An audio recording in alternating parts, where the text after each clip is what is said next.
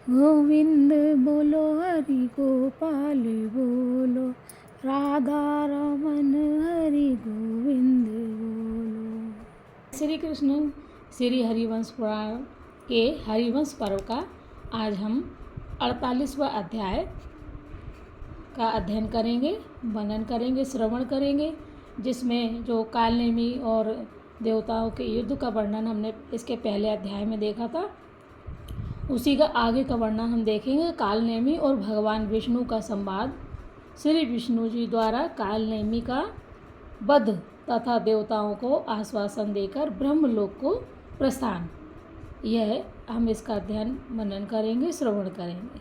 बोलो विष्णु भगवान की जय। श्री कृष्ण गोविंद हरे मुरारी, हे नाथ नारायण वासुदेव। जय हो वैशंपायन जी की जय हो। वैशंपायन जी कहते हैं, जन्मेजय कालनेमी के द्वारा शास्त्र विपरीत कर्म किए जाने के कारण वेद, धर्म, क्षमा, सत्य और भगवान नारायण के आश्रय में रहने वाली लक्ष्मी, ये पांचों उसके पास नहीं आए। उनके उपस्थित न होने से दानवराज कालनेमी को बड़ा क्रोध हुआ। वह भगवान विष्णु के पद एवं वैकुंठ धाम को अपने अधीन कर लेने की इच्छा से उन श्री नारायण देव के निकट आ गया।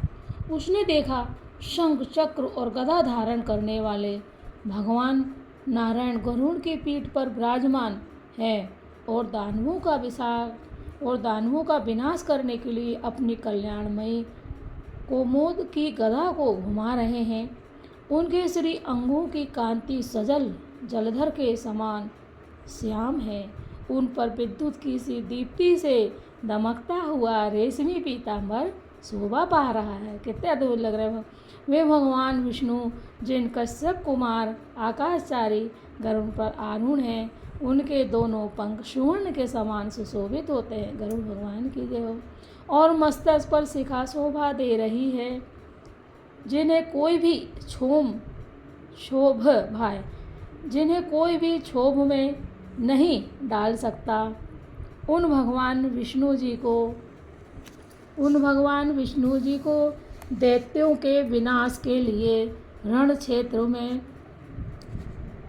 स्वस्थ भाव से खड़ा देख दानव कालनेमी का हृदय क्षोभ से भर गया। यानी कि इतने शांत खड़े हुए, इतना सब होने के बाद उसको और क्रोध आ गया। किसको? कालनेमी को। और वह इस प्रकार कहने लगा, यही हमारे पूर्ववर्ती दानवर्षियों का तथा एकार्णवासी मधु एवं कैटव का सुप्रसिद्ध शत्रु है। कहते हैं यही हम लोगों का वह मूर्तिमान विग्रह युद्ध है, जिसे शांत करना सर्वथा असंभव है। इसने अनेक संग्रामों में हमारे बहुत से पूर्वज दानवों का वध किया है। यह वही निर्दयी है जो युद्ध में अस्त्र धारण करके बालकों के समान जो होता है। इसी ने दानव नारियों के सीमांत का सौभाग्य से सदा के लिए उतार दिया है। यही वह देवताओं का पक्षपाती, जो विष्णु भगवान क्षमा करे, विष्णु और स्वर्गवासियों का वैकुंठ है।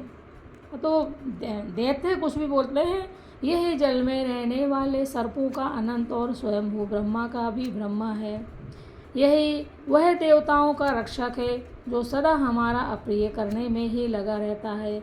इसी के महान क्रोध से दैत्यराज हिरण्यकश्यपु मारे गए थे। इसी की छाया में रहकर देवता यज्ञ के मुख भाग में स्थित हो महर्षियों द्वारा तीन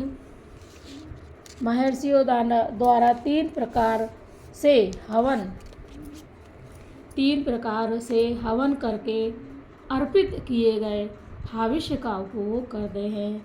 यही समस्त देवद्रोही दैत्यों की मृत्यु में प्रधान कारण है। सम्रागण में हमारे कितने ही कुल इसके तेज में प्रविष्ट होकर भस्म हो गए। कहते हैं यह वही सुविख्यात विष्णु है, जो युद्ध में देवताओं के लिए अपना जीवन निछावर किए रहता है। यह शत्रुओं पर सूर्य के समान तेजस्वी चक्र चलाया करता है। यही वह दैत्य का काल है, परंतु आज इसका भी काल होकर मैं खड़ा हूँ। मेरे रहते हुए ही यह द्रौपदी अपने पूर्व काल की करतूतों का फल पाएगा। ये वो कह रहा है, कालनेमी कह रहा है भगवान जी अपने विष्णु जी के लिए। सौभाग्य की बात है कि इस समय वह विष्णु मेरे सामने आ गया। आज यह मेरे बाणों से पिस जाएगा और धरती पर गिरकर मुझे ही प्रणाम करेगा। सपने देख रहा था वो। आज समरागण में दानवों को भय देने वाले इस नारायण का वध करके मैं शीघ्र ही इसके आश्रित रहने वाले देवताओं का भी संहार कर डालूंगा। ऐसा करके अपने पूर्वजों के ऋण से ऋण हो जाऊंगा। यह मेरे लिए बड़े सौभाग्य की बात होगी। मत्स्य, वराह आदि दूसरे जन्म धारण करके भी यह युद्ध में दानवों को ही सताया करता है। यद्यपि यह अनंत आकाश की भांति असीम एवं व्यापक है। बोलो विष्णु भगवान की जय। तो भी पूर्व काल में मूर्तिमान होकर प्रकट हुआ। इस समय इसकी पद्मनाम नाम से प्रसिद्धि हुई है। बोलो पद्मनाम जी भगवान की जय। इसलिए भयंकर एकारण में विचरने वाले दोनों भाई दानवराज मधु और कैटव को अपने अरू पर जांघों पर सुलाकर मार डाला था। इसी ने पूर्व काल में आधे नर और आधे सिंह के रूप में 2 प्रकार का शरीर धारण करके अकेले ही मेरे पिता हिरण्यकश्यपु का वध किया था, जो देवता रूपी अग्नि को प्रकट करने के लिए अरणी के समान है। उन अदिति देवी ने शुभ गर्भ के रूप में इसे धारण किया था। वही गर्भ बलि के यज्ञ के समय अपने को वामन रूप में प्रकट करके आया। उस समय इसने अकेले ही 3 पगों से 3 लोक को नाप कर उन्हें बलि के अधिकार से छीन लिया। अब पुनः इस समय इस तारकामय संग्राम का अवसर प्राप्त होने पर इसने पदार्पण किया है, किंतु अब मेरे साथ भिड़कर यह देवताओं सहित नष्ट हो जाएगा। ऐसा कहकर रणभूमि में भगवान नारायण पर, बोलो भगवान विष्णु जी की जय हो, आयोग वचन द्वारा नाना प्रकार के आक्षेप करते हुए कालनेमी ने उनके साथ युद्ध करना ही पसंद किया। असुरराज कालनेमी के इस आक्षेप करने पर, इस प्रकार आक्षेप करने पर भी भगवान गदाधर ने उस पर क्रोध नहीं किया। जय हो विष्णु भगवान की, क्योंकि वे महान क्षमाबल से संपन्न थे। उन्होंने मुस्कुराते हुए दैत्य, तुझमें दर्प और बल तो बहुत थोड़ा है, किंतु तू क्रोध के कारण ओछी बातें बकता हुआ यहाँ खड़ा है। अरे तू क्षमा अथवा सहनशीलता का उल्लंघन करके बढ़-बढ़कर बातें बना रहा है, इसलिए अपने ही दोषों से मारा जा चुका है। मेरे विचार से तो तू, भगवान विष्णु कह रहे हैं, मेरे विचार से तो तू अधम है। तेरे इस बागबल को धिक्कार है। अरे जहाँ पुरुष ना हो, केवल स्त्रियाँ ही हो, वहाँ लोग इस तरह की गर्जना करते हैं। जहाँ वीर पुरुष हो वहाँ नहीं, क्योंकि वहाँ गर्जना करने से वे उन वीर पुरुषों द्वारा मार डाले जाते हैं। दैत्य, मैं तो देखता हूँ तू अपने पूर्वजों के ही मार्ग पर जाने वाला है। भला प्रजापति द्वारा नियत की हुई मर्यादा को भंग करके कौन सकुशल रह सकता है। भगवान विष्णु जी कालनेमी को बता रहे हैं, तू दानव होकर देवताओं का कार्य स्वयं कर रहा है। तूने उनका अधिकार उनसे छीन लिया है, इसलिए आज मैं तेरा विनाश कर डालूंगा और देवताओं को पुनः अपने अपने स्थानों पदों पर स्थापित कर दूंगा। बोलो विष्णु भगवान की जय, महालक्ष्मी जी की जय। वैशंपायन जी कहते, जन्मेजय, वक्ष स्थल में श्री वत्स चिन्ह धारण करने वाले भगवान नारायण जब उस रणभूमि में ऐसी बातें कर रहे थे, उस समय वह दानव वहाँ क्रोधपूर्वक हंसने लगा। उसने तुरंत ही अपने हाथों में हथियार ले लिए। उसने समरभूमि में सब प्रकार के अस्त्रों को ग्रहण करने वाली अपनी 100 भुजाओं को ऊपर उठाकर भगवान विष्णु के वक्षस्थल में प्रहार किया। उस समय उसकी आंखें क्रोध के कारण दुगनी लाल हो रहे थे। मैं और तार आदि दानव भी रणभूमि में भगवान विष्णु को उपस्थित देख हाथों में भांति भांति के आयुध यानी औजार और तलवार लिए हुए उनकी ओर दौड़े। सब प्रकार के आयुध यानी जितने भी उनके पास वो थे अस्त्र शस्त्र, आयुध शस्त्र तो खैर शास्त्र तो उनके पास क्या होंगे, है ना, अस्त्र आयुध लेकर उद्धत हुए। अत्यंत बलशाली दैत्यों को प्रहार करने पर भी भगवान श्री हरि युद्ध भूमि में कभी कंपित न होने वाले पर्वत के समान विचलित नहीं हुए, अविचल भाव से खड़े रहे। इतने ही में महान असुर कालनेमी गरुड़ के साथ उलझ गया। उसने अपनी भुजाओं द्वारा सारी शक्ति लगाकर एक विशाल गदा उठाई जो तेज से प्रज्वलित हो रही थी। उस भयंकर गदा को उसने रोष में भरकर गरुड़ पर छोड़ दिया। उस दैत्य के इस कर्म से भगवान विष्णु को भी बड़ा विस्मय हुआ। जिस समय गरुड़ के मस्तक पर वह गदा गिरी उस समय वह पंजों के बल से पृथ्वी पर आकर टिक गए। गरुड़ भगवान की जय। उनका सारा शरीर व्यथित हो गया था। गरुड़ को गदा के आघात से पीड़ित और अपने शरीर को भी छत विछत देखकर भगवान विष्णु के नेत्र क्रोध से लाल हो गए। भगवान विष्णु की जय हो। उन्होंने चक्र हाथ में ले लिया। तदंतर भगवान नारायण का वेग गरुड़ के समान ही बढ़ने लगा। उनकी चारों भुजाएं 10 दिशाओं को व्याप्त करती हुई बढ़ने लगीं। वे दिशाओं, अवान्तर दिशाओं, आकाश और पृथ्वी को परिपूर्ण करते हुए इस प्रकार बढ़ने लगे मानो पुनः बलपूर्वक तीनों लोकों को आक्रांत करना चाहते हो। बोलो विष्णु भगवान की जय। देवेश्वरों की विजय के लिए आकाश में बढ़ते हुए उन भगवान मधुसूदन की गंधर्वों सहित ऋषि स्तुति करने लगे। बोलो मधुसूदन की जय हो, भगवान जी की, विष्णु भगवान की जय हो। वे अपने मस्तक के किरीट से स्वर्गलोक की भूमि पर, ये देखिए, स्वर्गलोक की भूमि पर रेखा सी खींचते फहराते हुए वस्त्रों द्वारा बादलों सहित आकाश को ढकते और चारों बाहों से संपूर्ण दिशाओं को आच्छादित करते हुए अपने दोनों पैरों से पृथ्वी को दबाकर खड़े हो गए। बोलो विष्णु भगवान की जय। जिसकी प्रभा सूर्य की किरणों के समान उद्भासित होती है, जिसमें 1,000 अरे लगे हुए हैं, जो शत्रुओं का विनाश करने में समर्थ हैं, जिसे प्रज्वलित अग्नि के समान तेजस्वी बताया गया है, जो भयंकर होने पर भी दर्शनीय है, इसीलिए जिसे मधुसूदन कहते हैं। बोलो मधुसूदन की जय हो, भगवान जी मधुसूदन की जय हो, कृष्ण कन्हैया लाल की जय हो। जिसके किनारे पर स्वर्णमयी नेमी यानी हाल लगी हुई है, जिसकी नाभि वज्र के समान सुदृढ़ है, जो शत्रुओं को भय देने वाला दानवों की मेद, मज्जा, अस्थि तथा रुधिर से जिसकी पुष्टि हुई है, जो प्रहार के साधनों में अद्वितीय अनुपम है, उसके प्रांत में मंडलाकार सूर्य लगे हुए हैं, जो फूलमाला की लड़ियों के समान विस्तृत है, इच्छा अनुसार चलने और मनमाना रूप धारण करने में समर्थ है, समस्त शत्रुओं को भय देने वाले जिस दिव्य अस्त्र की साक्षात ब्रह्मा जी ने सृष्टि की है। बोलो ब्रह्मा जी भगवान की जय।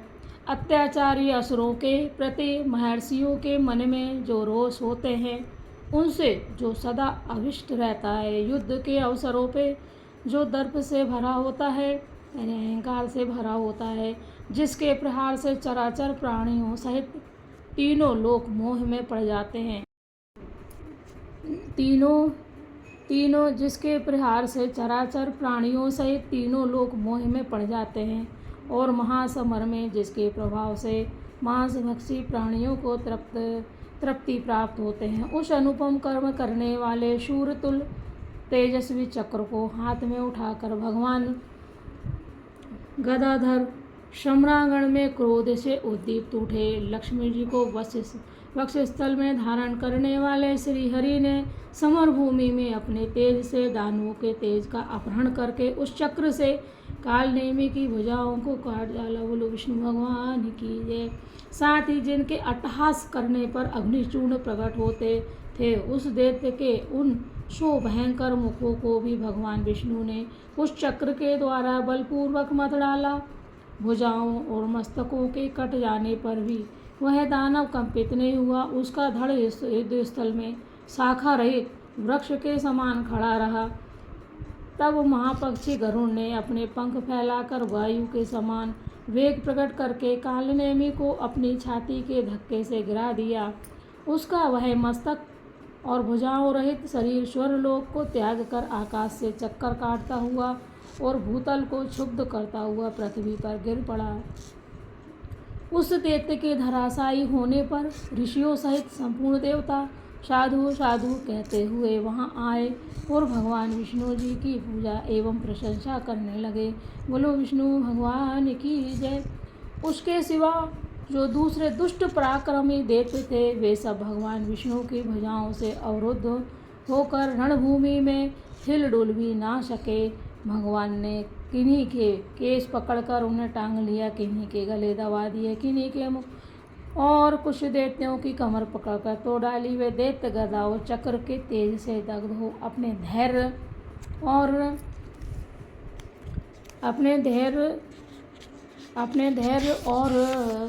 प्राण खो बैठे। ये देखिए प्राण खो बैठे। उनके सारे अंग आकाश से भ्रष्ट होकर भूतल पर गिर पड़े। उन सब दैत्यों के मारे जाने पर इंद्र का प्रिय करके कृत हुए गदाधारी भगवान पुरुषोत्तम वहां चुपचाप खड़े हो गए। तारकामय संग्राम की वह मारकाट समाप्त होने पर देव अधिदेव लोक पितामह ब्रह्मा समस्त ब्रह्म ऋषियों गंधर्वों और अप्सराओं के साथ शीघ्र ही उस प्रदेश में आ पहुँचे और श्री नारायण देव जी की पूजा करते हुए बोले, बोलो विष्णु भगवान की जय। ब्रह्मा जी ने कहा, देव आपने यह बहुत बड़ा कार्य किया, देवताओं का कांटा निकाल दिया। दैत्यों के इस वध से हमें बड़ा संतोष हुआ है। विष्णु आपके द्वारा जो यह कालनेमी नामक महान असुर मारा गया है इसे एकमात्र आप ही युद्ध में मार सकते थे। बोलो विष्णु भगवान की जय। दूसरा कोई ऐसा नहीं है। वह देवताओं तथा चराचर प्राणियों सहित समस्त लोकों का तिरस्कार करता था और ऋषियों का संहार करके मेरे सामने भी गर्जना किया करता था। अतः आपने जो काल के समान प्रतीत होने वाले इस कालनेमी नामक दैत्य को मार गिराया है। आपके इस उग्र पराक्रम से मैं बहुत संतुष्ट हूँ, इसलिए आइए आपका कल्याण हो। अब हम लोग उत्तम दिव्य लोक को चलें। वहाँ दिव्य सभा में बैठे हुए वहाँ के निवासी ब्रह्म ऋषि आपकी प्रतीक्षा करते हैं। वक्ताओं में श्रेष्ठ अच्युत वहाँ मैं तथा महर्षिगण दिव्य वाणी द्वारा आपकी विधिवत अर्चना और पूजन करेंगे। वर धारण करने वालों में श्रेष्ठ नारायण, मैं आपको क्या वर दूंगा। दैत्यों और देवताओं में जितने भी वर श्रेष्ठ मनोरथ हैं उन सब के दाता तो आप ही हैं। विष्णु इस युद्ध स्थल में ही आप महात्मा इंद्र को त्रिलोकी का यह समृद्धिशाली और अकंटक राज लौटा दीजिए। भगवान ब्रह्मा के ऐसा कहने पर अविनाशी श्री हरि ने अपनी कल्याणमयी वाणी द्वारा इंद्र आदि समस्त देवताओं से इस प्रकार कहा। बोलो विष्णु भगवान की जय। भगवान विष्णु बोले, जितने देवता यहाँ आए हैं वे सब लोग अपने शरीर और इंद्रियों को मेरी बात सुनने के लिए सावधान रखते हुए इंद्र को आगे करके मैं जो कुछ कहता हूँ उसे सुने। इस युद्ध में हमने इंद्र से भी बहुत बड़े चढ़े पराक्रमशाली कालनेमी आदि समस्त दानवों को मार डाला है। इस महासंग्राम से 2 ही दैत्य बच कर निकले हैं, विरोचन कुमार दैत्यराज बलि और महान ग्रह राहु अतः इंद्र और वरुण। अब अपनी अपनी अभिष्ट दिशा को पुनः ग्रहण करे। यम दक्षिण दिशा का, और बोलो यमराज जी की जय हो। और धनाध्यक्ष कुबेर जी उत्तर दिशा का पालन करे। धनाध्यक्ष कुबेर जी महाराज की जय हो। चंद्रमा समय अनुसार नक्षत्रों के साथ यथा योग विचरे। और सूर्य, बोलो चंद्रदेव भगवान की जय। सूर्य भगवान अयनों सहित ऋतु प्रधान वर्ष का आश्रय ले। बोलो सूर्य नारायण भगवान की जय हो। यज्ञ में सदस्यों द्वारा सब ओर से पूजित आजय भाग देवताओं को अर्पित किए जाएं, और ब्राह्मण लोग वेदोक्त किए जाएं, और ब्राह्मण लोग वेदोक्त विधि से अग्नियों में आहुति दें।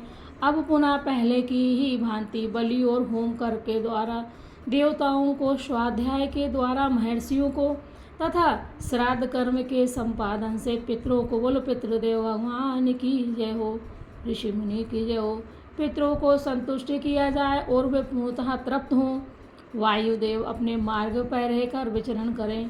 अग्निदेव गाहरपत, दक्षिणाग्नि तथा आहवनीय इन तीन तीन रूपों में सदा प्रकाशित होते रहें, तथा तीनों वर्णों के लोग अपने सम, दम, तप एवं शौच आदि सहज गुणों से तीनों लोकों की वृद्धि करें। यज्ञ दीक्षा के अधिकारी द्विजातियों द्वारा यज्ञों का अनुष्ठान होता रहे, और सम्मत यजमानों के यज्ञों में यथा योग दक्षिणाएँ दी जाएं। देखो इसमें लिखा है शास्त्र में, पंडितों को दक्षिणाएँ दी जानी चाहिए। सूर्यदेव संपूर्ण इंद्रियों की, मैं यह जो भी करवाए, चंद्रदेव रसों की तथा वायुदेव प्राणियों की, प्राणों की तृप्ति एवं पुष्टि करते हुए अपने कल्याणकारी एवं सोम कर्मों द्वारा लोकहित में प्रवृत्त हों। अभी धर्म कर्म के कार्य है, पूजन है, यज्ञ है, सभी पंडित लोग कराते हैं। पहले ऋषि मुनि थे, पहले ऋषि मुनि कराते थे, है ना, पंडित लोग कराते हैं। हम लोग घर बुलाते हैं ना उनको पूजन के लिए। देवराज इंद्र द्वारा पर्वतों पर बरसाए हुए जल से प्रकट होने वाली संपूर्ण सरिताएं, जो सबको जल रूपी दुग्ध पिलाने के कारण तीनों लोकों के प्राणियों के लिए माता के समान है, यथोचित गति से बहते हुई क्रमशः समुद्र में मिल जाएं। देवताओं, अब तुम दैत्यों के होने वाले भय को त्याग दो और मन में शांति धारण करो। तुम सब लोगों का कल्याण हो। अब मैं सनातन ब्रह्मलोक को जाऊंगा। अपने घर में अथवा समस्त जगत में या विशेषतः संग्राम में तुम्हें दानवों का कभी विश्वास नहीं करना चाहिए, क्योंकि वे सदा ही निष्ठापूर्ण बर्ताव करने वाले होते हैं। ये भगवान विष्णु देखो हमें सीख दे रहे हैं। अपने घर में अथवा समस्त जग में या विशेषतः संग्राम में तुम्हें दानवों का कभी विश्वास नहीं करना चाहिए, क्योंकि वे सदा ही निष्ठापूर्ण बर्ताव करने वाले होते हैं। ये मौका पाते ही प्रहार कर बैठते हैं। इनकी मर्यादा सदा स्थिर रहने वाली नहीं होती है।